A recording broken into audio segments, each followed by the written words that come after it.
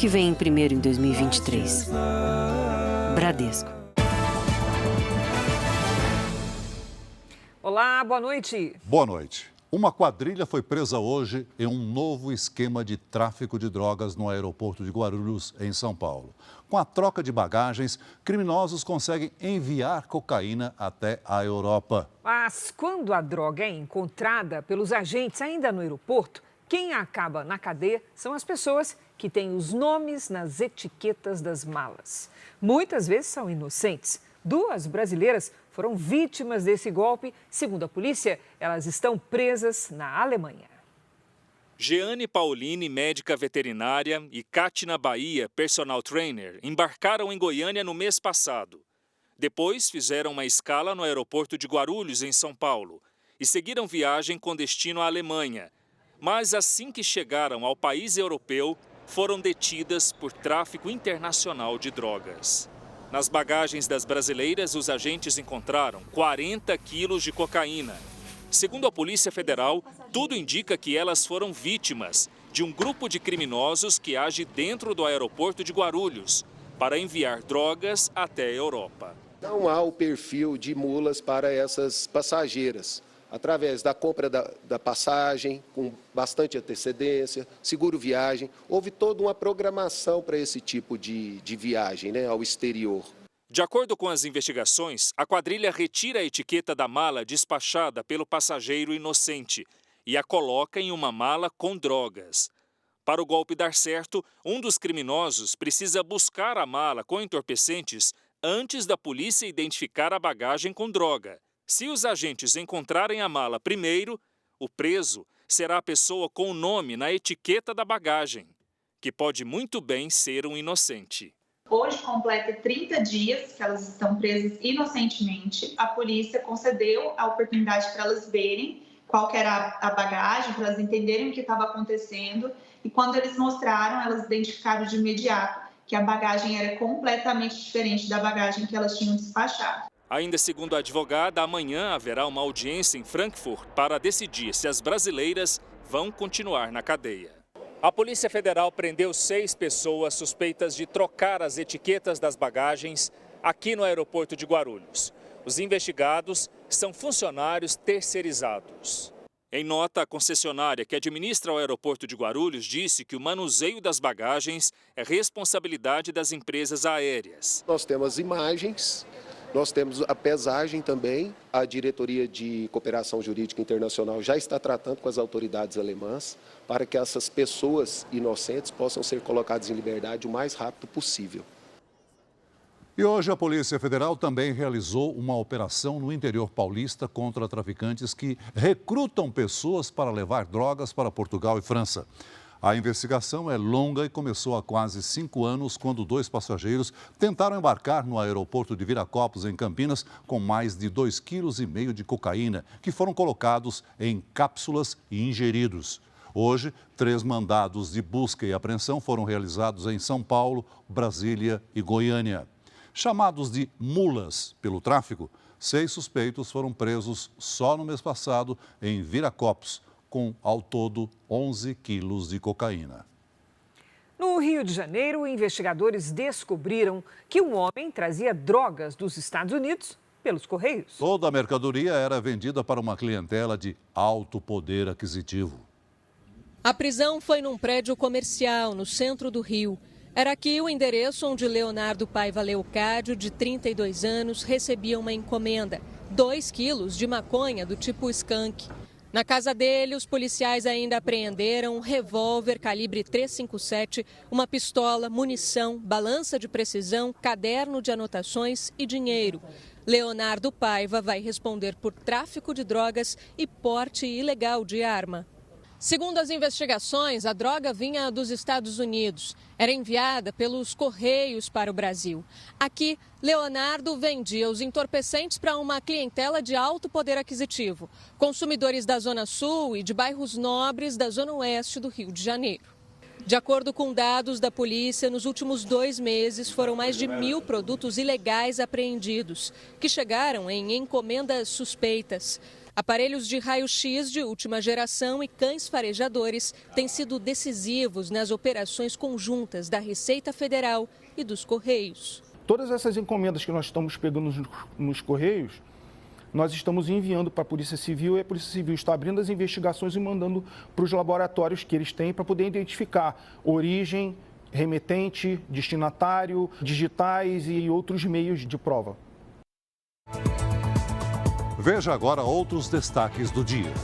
O alerta para a mistura fatal de opioides e outras drogas pesadas que vem fazendo vítimas no Brasil. A lenta recuperação da jovem que sofreu uma parada cardíaca depois de cheirar pimenta. Governo Lula anuncia acordo para Congresso analisar medidas provisórias que criaram programas sociais. Defesa de Jair Bolsonaro entrega terceiro conjunto de joias presenteadas pela Arábia Saudita. Nos Estados Unidos, ex-presidente Trump se torna réu em caso criminal e se declara inocente. Vizinha da Rússia, Finlândia entra para a aliança militar com os Estados Unidos. E na série especial, os problemas do sono que prejudicam o desenvolvimento dos adolescentes.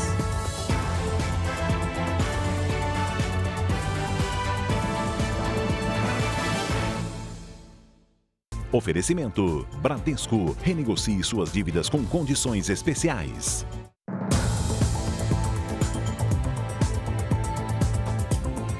A jovem que teve uma parada cardíaca depois de uma forte reação alérgica ao cheiro de pimenta conseguiu se sentar e se alimentar pela primeira vez. Ela está em um hospital da cidade de Anápolis, em Goiás. E apesar das lesões neurológicas, a família continua confiante nos avanços. O vídeo mostra a jovem de 25 anos comendo pela primeira vez desde que deu entrada no hospital, em 17 de fevereiro. Ela já faz sessões de fisioterapia. Ela tomou o primeiro banho de sol. Eu, como mãe, eu não aguentei, né? Porque a gente fica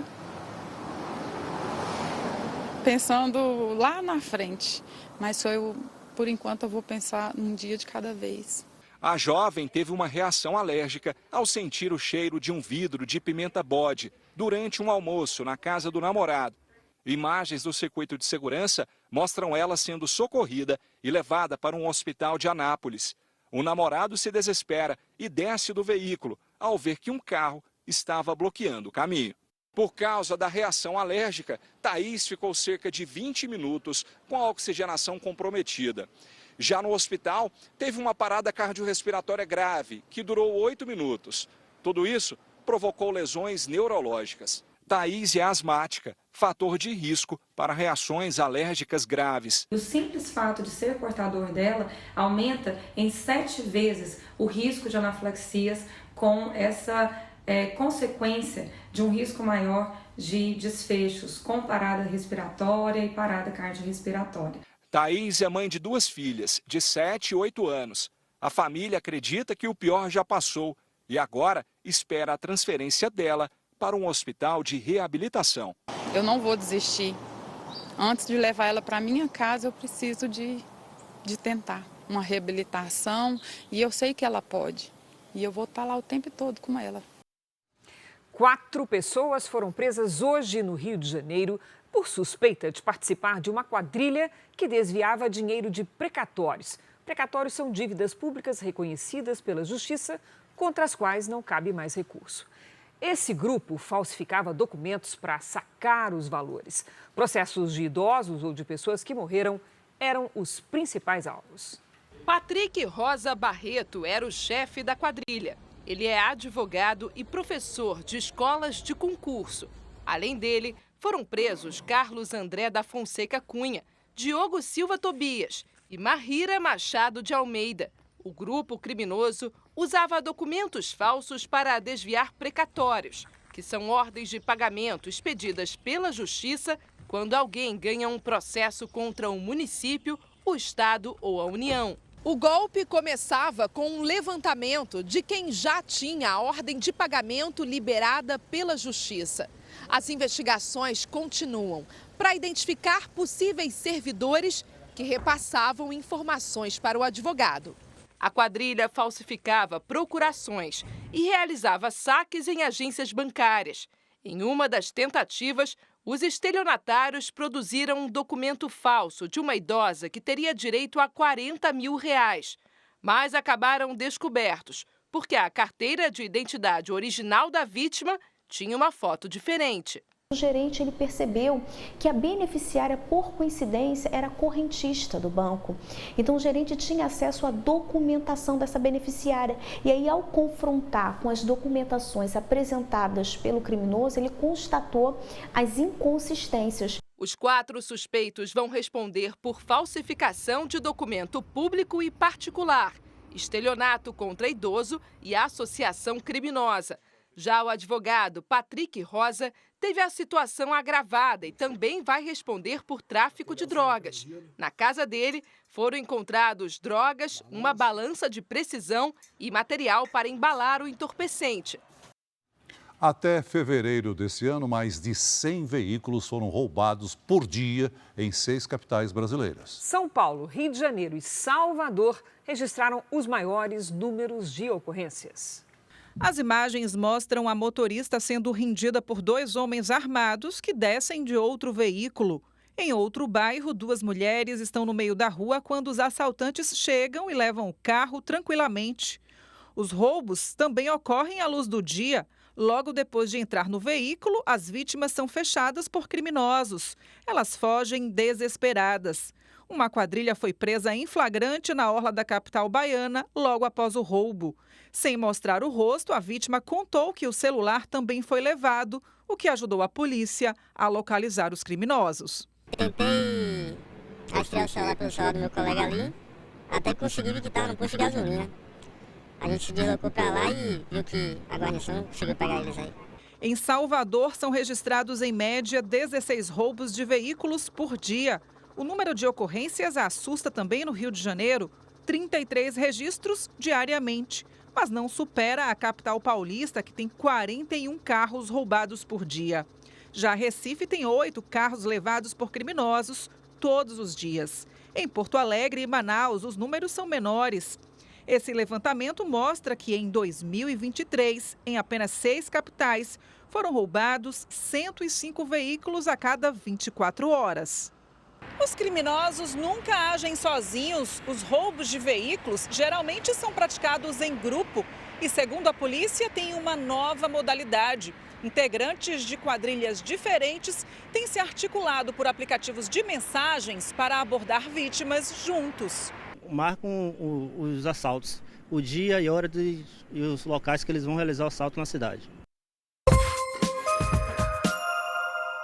A Justiça de São Paulo mandou apreender o passaporte e suspender a carteira de habilitação de Marcelinho Carioca. O ex-jogador deve R$143 mil a um hospital da capital paulista. O valor é atualizado, já que a dívida é de 2007, quando a mãe dele ficou internada para tratar um câncer. Marcelinho pode recorrer da decisão. 4 pessoas de uma torcida organizada foram presas por estarem envolvidas na agressão a um frentista em Goiânia. O caso ocorreu em 20 de março, quando o funcionário do posto de combustíveis tentou separar uma briga entre torcidas. Um policial militar foi preso hoje numa operação da Polícia Federal contra integrantes da maior milícia do estado do Rio de Janeiro. As investigações apontam que ele era o responsável por conseguir armas para a facção criminosa. Os agentes apreenderam materiais como carregadores de pistolas no alojamento do PM. Segundo a Organização Mundial da Saúde, o Parkinson atinge mais de 8,5 milhões de pessoas no mundo inteiro. Em abril é o mês dedicado à conscientização sobre este assunto. Hoje, no Dia Nacional do Portador de Parkinson, o nosso colega, o repórter André Tal, que também enfrenta a doença, mostra como os pacientes podem ter uma melhor qualidade de vida. Para combater os sintomas de tremor, rigidez e lentidão nos movimentos, Carol tem uma rotina de exercícios. Faz yoga, esportes e meditação. Já são 5 anos convivendo com a doença de Parkinson. Essa é a vida que eu tenho, né? Eu não tenho outra. Então, enfrentar de frente é o caminho, a ferramenta que eu tenho de seguir. No Dia Nacional de Conscientização da Doença de Parkinson, pacientes de todo o Brasil querem mostrar que não é preciso sentir pena de quem tem o diagnóstico, mas respeito à condição. O Parkinson é uma doença degenerativa marcada pela falta de um importante neurotransmissor, a dopamina. A substância é responsável por ajudar na realização dos movimentos voluntários do corpo. A estimativa é que 8,5 milhões de pessoas tenham doença de Parkinson no mundo. Um número que só aumenta numa sociedade em que as pessoas vivem cada vez mais. Como mais ou menos 1% de pessoas com mais de 50 anos tem Parkinson, e quando chega a mais de 60%, chega a mais de 3%, é uma quantidade muito grande de pessoas que vão ter Parkinson. É importante a gente pegar e lembrar da possibilidade para fazer diagnóstico, para não fazer tratamento errado. Quem recebe um diagnóstico como o de Parkinson precisa aprender a lidar com a vergonha e as limitações. E para isso, a Dani decidiu fazer o que ela sempre teve vontade, mas até então não tinha coragem, cantar. E ela percebeu que aqui no estúdio ela melhora a expressão facial, a dicção, o volume da voz e o principal, ela se sente bem e feliz. Dani criou um projeto para ajudar outros pacientes no enfrentamento do Parkinson. Conta que escondeu o diagnóstico das pessoas mais próximas por quase 3 anos, até finalmente quebrar o silêncio. Era muito pesado. Então, era o peso da doença e o peso de esconder. Então, quando eu comecei a contar, realmente eu senti que esse peso saiu das minhas costas. Ainda não existe cura para a doença de Parkinson. O tratamento é feito com remédios que minimizam os sintomas. Mas as pesquisas ao redor do mundo são promissoras. As terapias alternativas também avançam e comprovadamente ajudam a melhorar a qualidade de vida das pessoas. Todo mundo tem seus problemas. As pessoas, alguns têm doença de Parkinson, outros vão ter outras situações e que a gente pode ter uma vida feliz. Eu consigo mudar o meu estado de espírito, eu consigo mudar o meu pensamento, mas eu não consigo mudar o diagnóstico. Então, eu acho que a gente tem que tentar viver bem com o que a gente tem. Que belos exemplos, né? Em Brasília, a tramitação de várias medidas provisórias importantes deve começar no Congresso Nacional na próxima semana.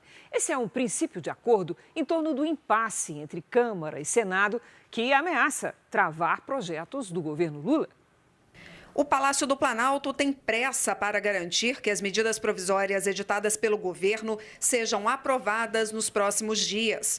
Até agora, foram 3 MPs que tratam de diversos assuntos, da criação de novos ministérios à recriação de programas como Minha Casa Minha Vida e o Bolsa Família. As medidas provisórias têm força de lei, mas só valem por 120 dias e, por isso, precisam ser aprovadas por Câmara e Senado ou perdem a validade. O Planalto conta com o apoio do Congresso.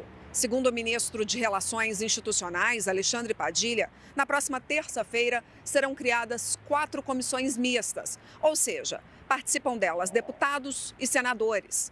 Ao todo, 6 comissões devem ser instaladas, porque alguns assuntos podem ser tratados juntos, como Bolsa Família e Auxílio Gás. Conseguimos construir, desde a semana passada, esse acordo que consideramos um acordo satisfatório para garantir a votação dos conteúdos, que é aquilo que o governo vinha trabalhando desde o começo. Nós vamos aprovar todos os conteúdos, então os 12 MPs, vamos trabalhar para a aprovação dos conteúdos de todas elas e priorizando como instalação de comissão mista aquelas que os parlamentares querem debater. Mas o assunto não está 100% resolvido. A articulação política do governo vai ter que entrar em campo para resolver o impasse em relação à quantidade de deputados e senadores nas próximas comissões que serão criadas. Deputados querem ter direito a mais cadeiras que os senadores, mas o Senado não concorda. Além de estar de olho no Congresso Nacional, o presidente Lula também quer continuar estreitando os laços com os militares. Hoje, ele recebeu no Palácio do Planalto oficiais generais recém-promovidos. O evento, que num primeiro momento seria fechado, também contou com a presença do ministro da Defesa, José Múcio, e dos chefes das Forças Armadas. e reforçou o desejo do presidente de continuar se aproximando de militares do alto escalão. O ex-presidente Jair Bolsonaro devolveu hoje o terceiro conjunto de joias que recebeu de presente da Arábia Saudita. As joias foram entregues por um dos advogados de Bolsonaro nessa agência da Caixa Econômica Federal em Brasília. A devolução foi determinada pelo Tribunal de Contas da União. O advogado do ex-presidente não falou com a imprensa. Entre 2019 e 2022, a Arábia Saudita deu ao então presidente Bolsonaro 3 conjuntos com joias. Um deles em posse de um auxiliar do ex-ministro de Minas e Energia, Bento Albuquerque, foi retido no aeroporto de Guarulhos. Os outros 2 foram devolvidos.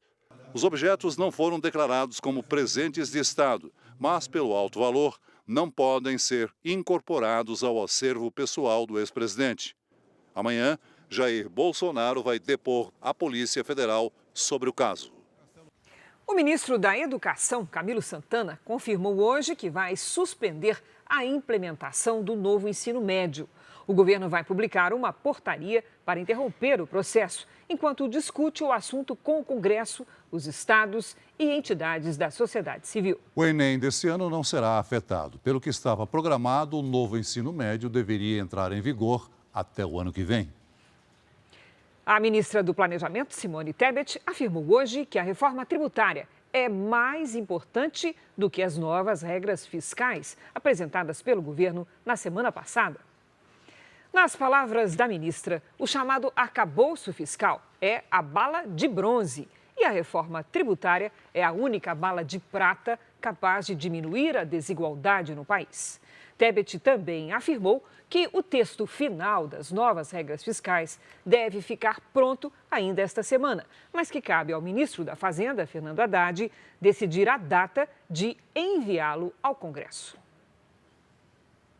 O ex-presidente dos Estados Unidos, Donald Trump, se tornou réu por 34 acusações criminais em torno de um mesmo crime. Todas essas acusações envolvem a suposta tentativa de comprar o silêncio de uma atriz de filmes adultos, com quem Trump teria tido um relacionamento extraconjugal.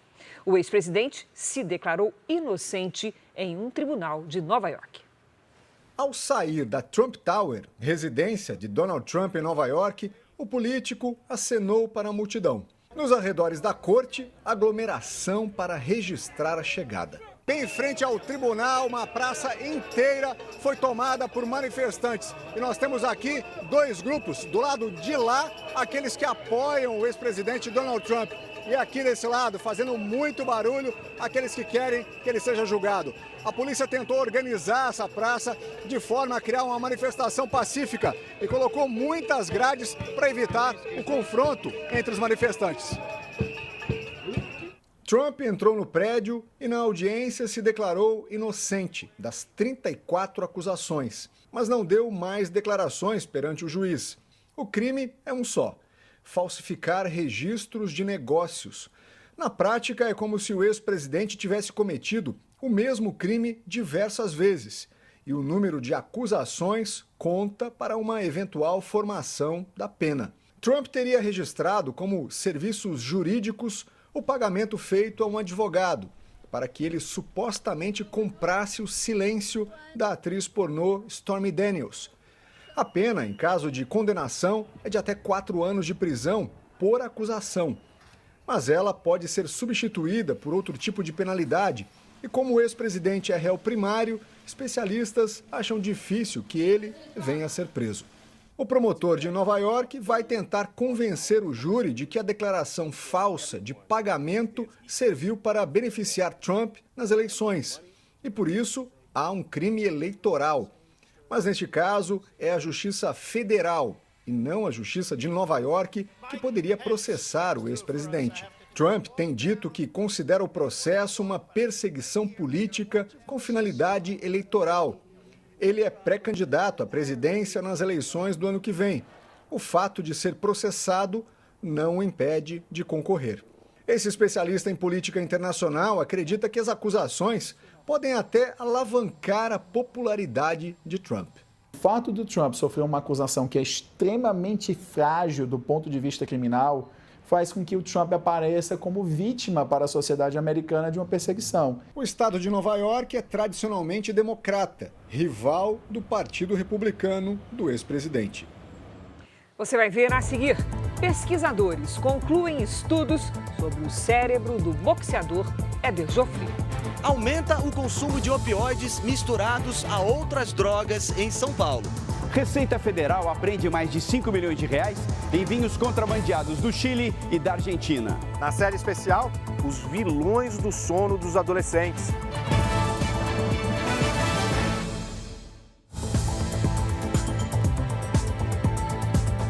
Um evento com representantes das principais universidades israelenses será remarcado, mas ainda não há uma data definida. A feira, prevista para acontecer na Universidade Estadual de Campinas, no interior de São Paulo, precisou ser adiada por causa de um protesto. Com faixas e bandeiras nas mãos, os manifestantes se reuniram em frente ao prédio onde a feira iria ser realizada.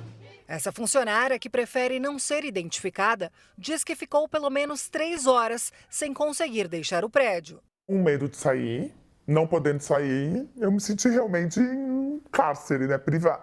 Ela diz que funcionários da universidade foram agredidos ao tentar impedir a entrada do grupo, que conseguiu avançar em direção ao local do evento. Abriram esse portão lá de fora e aí eles agrediram os nossos seguranças para poder entrar. O jovem diz que estava a caminho do evento quando foi impedido de entrar pelos manifestantes. Eram manifestantes falando palavras de ódio contra Israel, gritando. O convite para a feira das universidades israelenses foi enviado aos alunos da Unicamp. Alguns estudantes avisaram a Federação Árabe Palestina, que pediu à reitoria da universidade o cancelamento do evento. A 4ª edição da feira reuniria representantes das principais universidades israelenses. O objetivo do encontro era esclarecer dúvidas de alunos brasileiros que têm interesse de estudar em Israel. Por causa dos protestos, os organizadores decidiram remarcar o evento. Ainda não há uma data definida. A reitoria da Unicamp ressaltou o direito de manifestação, mas de forma pacífica e sem impedir as atividades acadêmicas. A Federação Israelita de São Paulo repudiou a ação dos manifestantes. Isso é lamentável, é inadmissível. Uma manifestação violenta que acuou todos os expositores por mais de 3 horas, uma manifestação que agrediu os seguranças que estavam fazendo a proteção dessa feira. Isso nós não podemos admitir. Como mostramos na reportagem, alguns manifestantes usavam camisetas do PCdoB. Nós entramos em contato com o partido, mas não tivemos resposta. Nenhum centro acadêmico da Unicamp assumiu qualquer participação nos protestos. Pesquisadores da Unicamp detectaram a presença de uma substância química, os opioides, em pacientes que consomem outros tipos de drogas. Entre as substâncias encontradas está o fentanil, que nos Estados Unidos tem provocado a maior parte das mortes por overdose.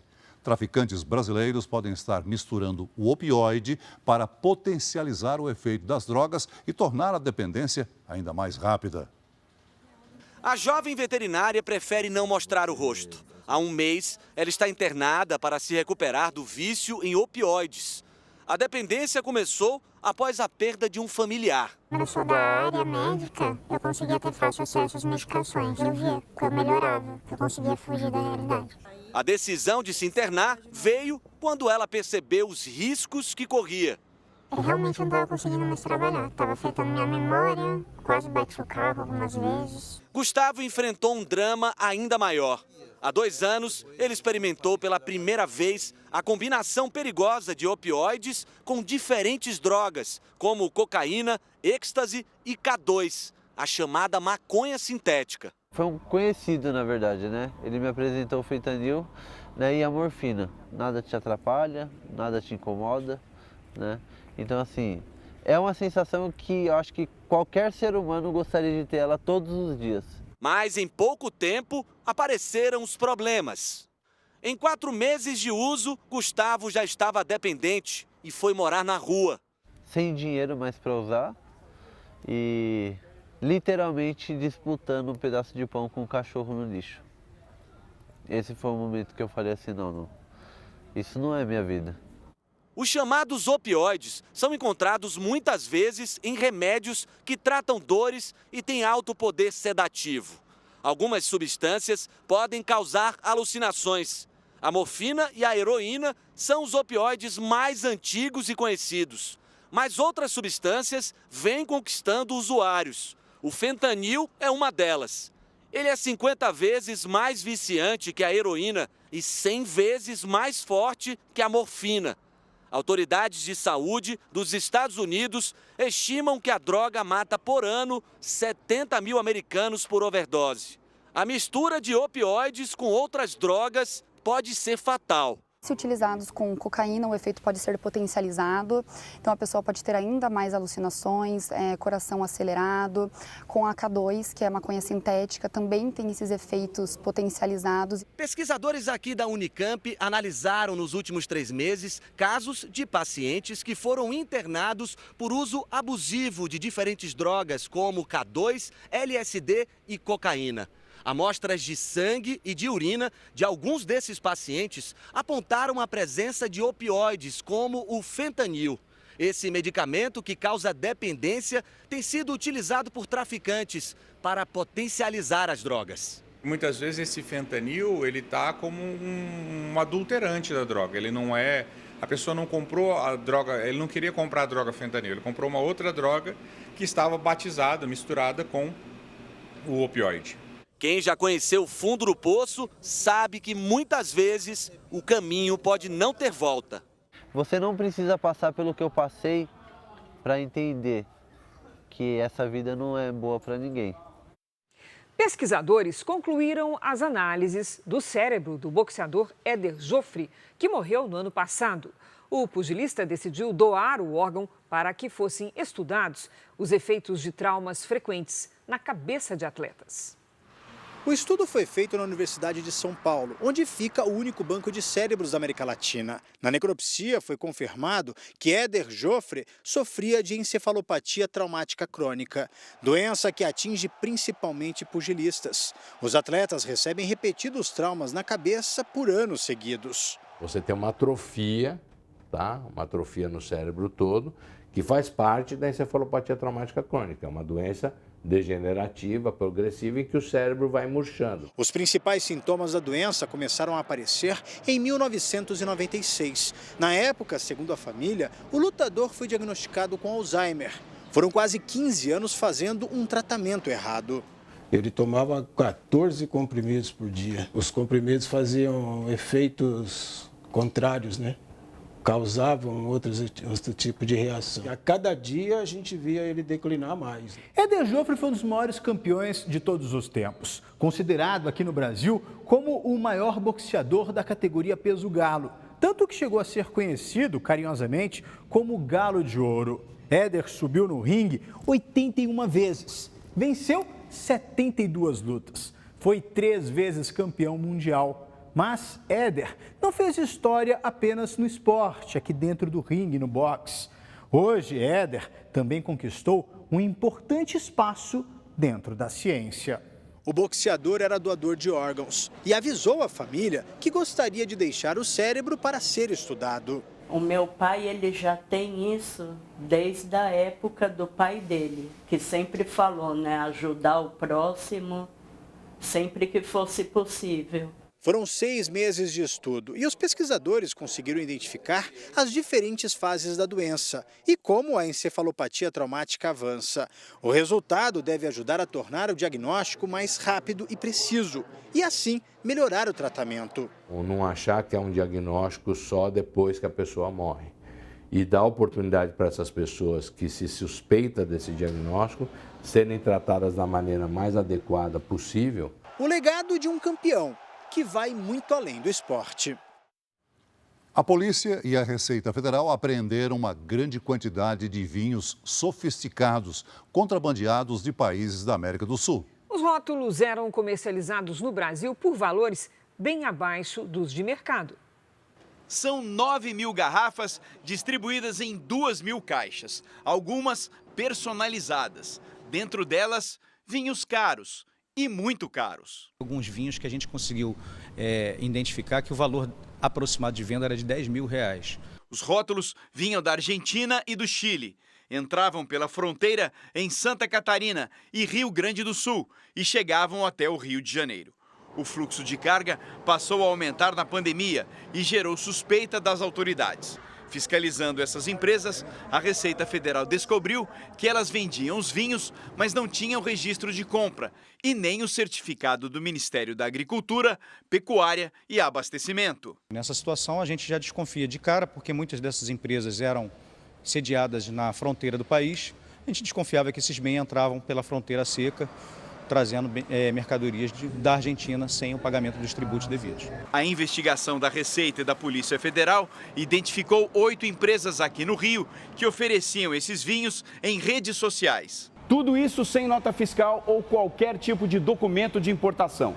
O não pagamento de impostos deixa esses vinhos com preços atrativos ao consumidor. Esse rótulo aqui, por exemplo, é oferecido no mercado formal, ou seja, das lojas legalizadas, a R$ 1.300 a garrafa. Nas empresas fiscalizadas pela Receita Federal, saía pela metade do preço. O valor total da apreensão é de 3,5 milhões de reais e os tributos federais não pagos chegam a R$ 700 mil. A vantagem financeira obtida com a sonegação tornava a competição desleal entre as empresas investigadas e aquelas que obedecem à lei. Além das multas, os responsáveis vão responder pelos crimes de descaminho e contra o consumidor. Os vinhos também serão analisados em laboratório. Vai ser levado para a perícia. Existe uma desconfiança de que havia uma mistura de produtos de qualidade com produtos de qualidade mais baixa para fazer a revenda. A Finlândia se tornou integrante da Organização do Tratado do Atlântico Norte, a OTAN. A aliança militar passa a reunir 31 países, entre eles os Estados Unidos. Pelas regras do bloco, qualquer membro será defendido pelos outros em caso de ataque. A Finlândia faz fronteira com a Rússia. Moscou considera a adesão perigosa, diz que ela aumenta o risco de conflito e que haverá retaliação. Um motorista que dirigia um carro em alta velocidade invadiu uma casa no estado americano do Texas. Na imagem dá para ver que ele não consegue fazer a curva, derruba a cerca e acerta em cheio a parede. O veículo destruiu o banheiro da casa. A dona disse que o filho mais novo por pouco não foi atingido. A polícia não informou se o motorista se feriu. Veja a seguir. Moradores ficam no meio do fogo cruzado durante a operação em comunidade do Rio de Janeiro. Páscoa mais cara, produtos típicos da época subiram mais do que a inflação. Na série especial, por que os adolescentes estão dormindo tão pouco?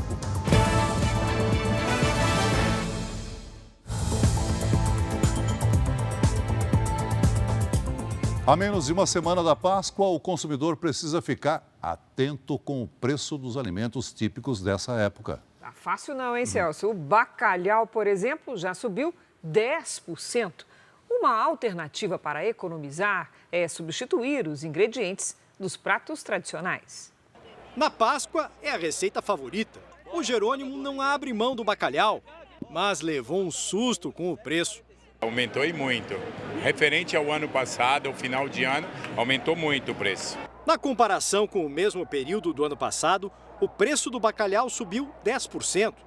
E para preparar com tudo que tem direito, vai cebola, que está quase 15% mais cara, batata, que aumentou mais de 8%, e ovos, que subiram 20,57%, além dos outros ingredientes. Almoço no feriado de sexta-feira, depois no domingo de Páscoa. E essa conta pode pesar bastante mesmo no bolso do consumidor. Enquanto a inflação acumulada de abril do ano passado para cá ficou em 5,75%, os preços dos produtos típicos dessa época subiram bem mais. Para aproveitar esses dias com a família, sem gastar demais, o jeito é procurar alternativas. Alguns peixes subiram menos, opções como a corvina e a merluza. A cozinheira Renata dá uma outra sugestão, uma moqueca de tilápia. Com os ingredientes para 3 pessoas, sai por pouco mais de R$30. Depois de 20 minutos no fogo, o prato está pronto. Acredito que vai passar tranquilamente por todos os paladares, que as pessoas vão gostar, é muito mais em conta, você consegue alimentar mais pessoas, então para quem tem uma família grande é uma opção muito melhor e até sobra para outro dia para poder comemorar um pouquinho mais. Para quem ainda não sabe o que preparar, este economista tem uma dica. Mais perto da Páscoa, os preços até podem diminuir um pouco. Se as vendas de Páscoa forem melhores do que o esperado, talvez você não encontre mais produto na mesa. É o risco que você corre.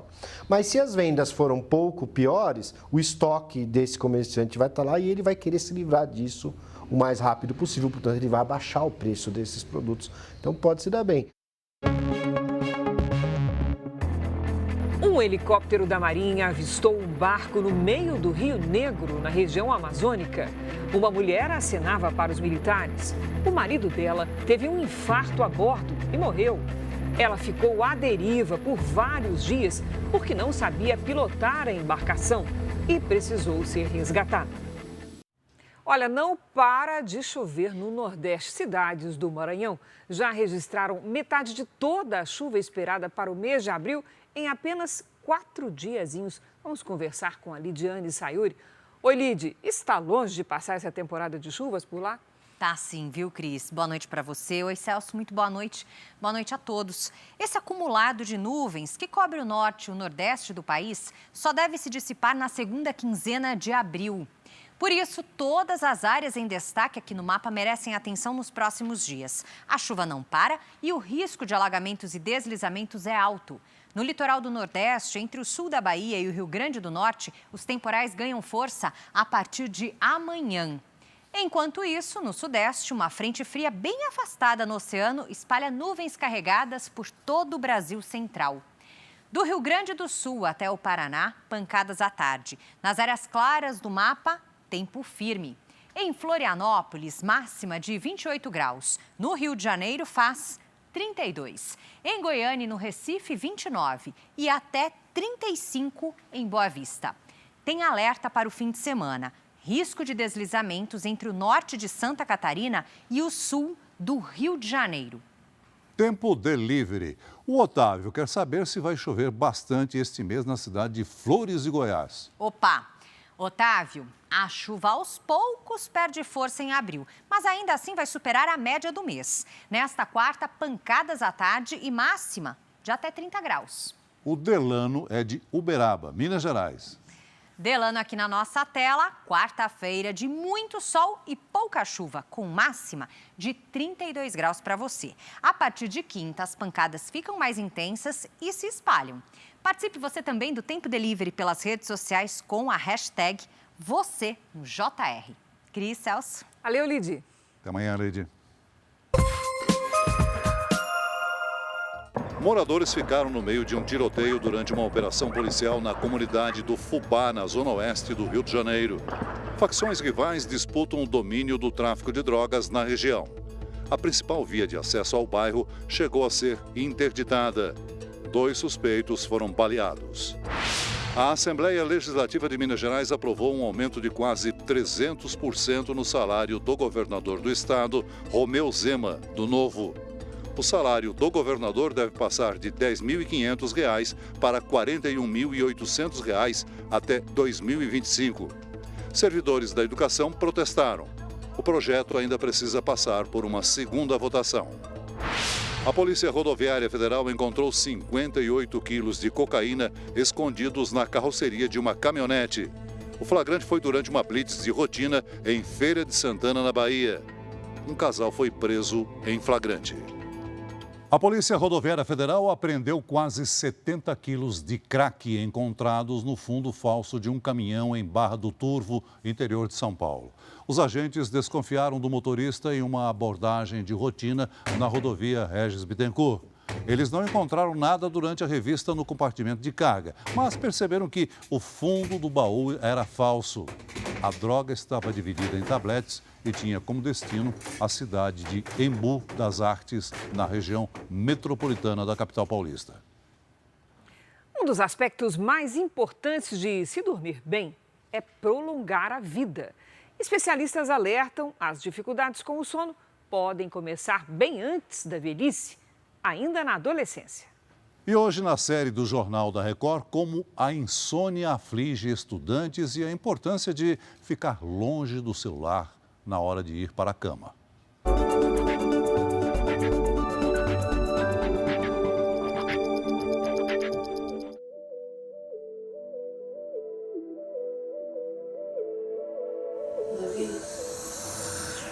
Davi, acorda. Todos os dias é o mesmo drama na hora de acordar. O despertador toca às 6, mas Davi só levanta da cama alguns minutos antes das 7. Das 7 horas já. Toma banho, café da manhã e caminha até a escola. É do lado de casa, mas muitas vezes se atrasa. Já teve vezes de eu ter que buscar ele mais cedo na escola, porque estava com dor de cabeça, porque estava cansado. Mas eu acredito que é por causa do sono, que ele não dorme direito. Davi sofre de apneia, um distúrbio que provoca pequenas paradas na respiração enquanto a pessoa dorme. É um dos principais vilões do sono, não só para as crianças. Ele não dorme bem, ele ronca muito. O sono dele é assim, aquele sono conturbado. No caso do Davi, ainda há um agravante, o celular. É a primeira coisa que pega quando chega em casa, mas não é só aqui que ele usa. Você usa o celular na escola? Bastante. Quando eu chego no intervalo, aí eu sento um pouquinho pra jogar, que a professora dá um tempinho pra nós descansar. Aí, quando eu pisco o olho, já tem matéria na lousa. Aí eu tenho que pegar o caderno correndo, o lápis. É o tempo inteiro no aparelho, mesmo quando está fazendo outra coisa. Guarda a louça com uma mão, enquanto joga com a outra. Tô jogando. Davi? É comum ele apagar com o celular nas mãos. Ei, acorda, cara. Até o ano passado era pior ainda. A cama dele ficava aqui, ó, ao lado daquela tomada, onde ele carregava o celular. E aí, era a noite inteira no aparelho. Agora, a mãe fez algumas alterações, passou a cama dele para cá, ao lado da cama dela e longe da tomada. Resolveu? Em partes, porque ele dá um jeitinho dele de colocar ainda o carregador de caixinha. Aquele portátil. E a extensão. Mas eu ainda consigo controlar um pouquinho o sono dele, porque lá eu não tinha controle nenhum. Às vezes eu acordo no meio da noite e ele tá acordado. Aí eu falo, Davi, vamos dormir? Estas imagens foram feitas durante a noite e Davi passa mais de 1 hora no escuro com o celular nas mãos, antes de cair no sono. E a gente sabe que a luz azul que é emitida por esses aparelhos, eles têm um potencial de inibir a secreção de melatonina. Então ele pode atrasar a liberação do nosso hormônio do sono. E após o término do uso, vai levar um tempo até a mente desacelerar. Davi dorme entre 5 e 6 horas por noite. O tempo adequado de sono, segundo especialistas, para um garoto de 12 anos é de quase o dobro. Até os 11 meses de idade, varia de 14 a 18 horas por dia. De 1 a 5 anos, entre 10 e 14 horas. Dos 6 aos 13, de 9 a 11 horas diárias. Na adolescência, entre 8 e 10 horas. Jovens e adultos devem dormir de 7 a 9 horas. E idosos, de 7 a 8 horas. Na adolescência, as mudanças naturais alteram o padrão do sono. Existe um dos hormônios que o nosso organismo produz que se chama melatonina, que é um hormônio específico também no processo de regulação do sono. E durante a adolescência, sabe-se que o pico da melatonina acaba sendo um pouco mais tarde. No estado da Califórnia, nos Estados Unidos, é proibido o início das aulas para adolescentes antes das 8h30 da manhã. No Brasil, uma pesquisa feita no Paraná monitorou alunos por 21 dias. Na semana em que o horário das aulas passou das 7h30 para as 8h30 da manhã, o tempo de sono dos adolescentes aumentou em média a 38 minutos por dia. Segundo os pesquisadores, os níveis de sonolência na escola caíram e o desempenho melhorou.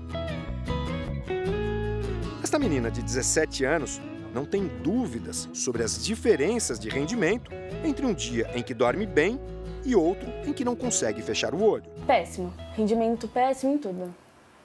Assim que ela se deita, começa uma batalha.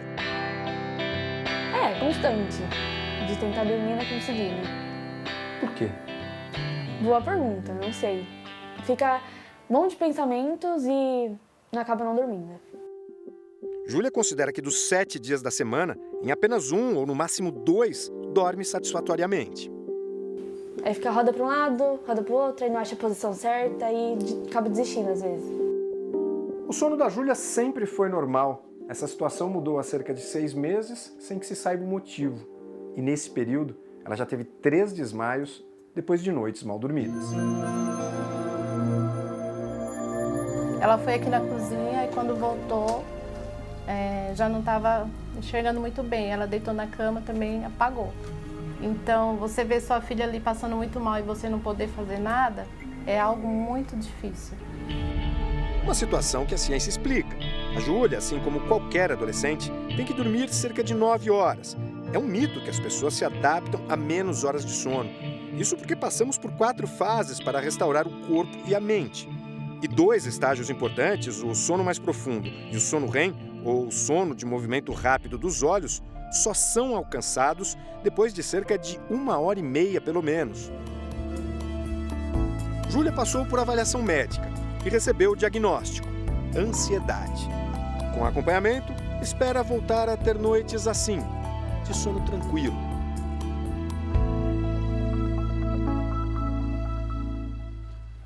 O Jornal da Record de hoje termina aqui. Essa edição na íntegra e também a nossa versão em podcast estão no Play Plus e em todas as nossas plataformas digitais. E à 00:30 tem mais Jornal da Record. Você fica agora com Jesus. E logo depois de Vidas em Jogo, tem Cine Record especial com o filme Polícia em Poder da Máfia. Ótima noite para você. Boa noite.